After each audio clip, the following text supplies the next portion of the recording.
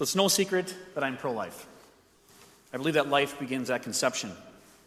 I believe that our worth as human beings does not come from our parents' ability to afford us or their desire to keep us.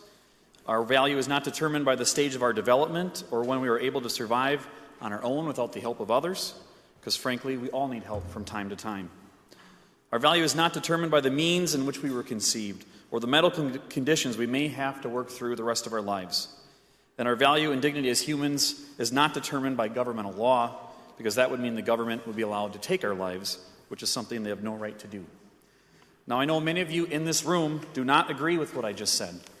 Whether you believe human life starts, whether you believe human life starts and is worthy of protection at 6 weeks, 14 weeks, 20 weeks, or if you are of the radical opinion that children in the womb have no rights up until the moment of birth, our opinions on that time period are not relevant to the bill before us today.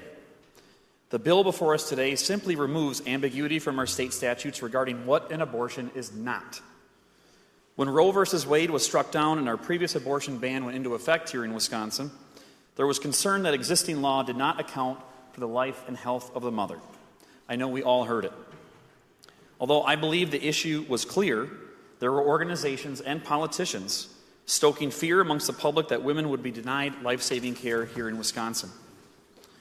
In 2002, Dr. Abigail Cutler, an obstetrician gynecologist and professor at the UW Medical School, stated to NPR that for patients and doctors, the level of uncertainty and even chaos that this has injected into the provision of all sorts of pregnancy-related health care, not just induced abortion, cannot be overstated. She also went on to say that in Wisconsin there are delays in care because physicians are hesitating, thinking twice, calling legal counsel, and conferring to make sure that where the direction from a medical perspective seems very clear, is it legal? This bill removes that confusion. Let me be very clear.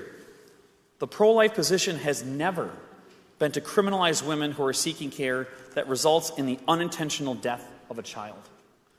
Women facing the heartbreaking situation of needing to remove a stillborn child is not an abortion. Women needing medical attention for a miscarriage is not an abortion.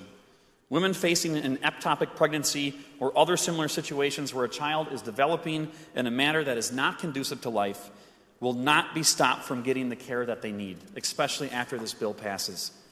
Senate Bill 553 does not ban abortion. Senate Bill 553 does not restrict access to abortion. Senate Bill 553 simply reinforces current law to define and clarify that life-saving medical care for pregnant women is clearly distinguished from elective abortions. Intent matters. There will be a time and a place to continue the abortion debate, but that is not today. You also cannot have an honest discussion if there is not agreement definitionally of what is and what is not an abortion.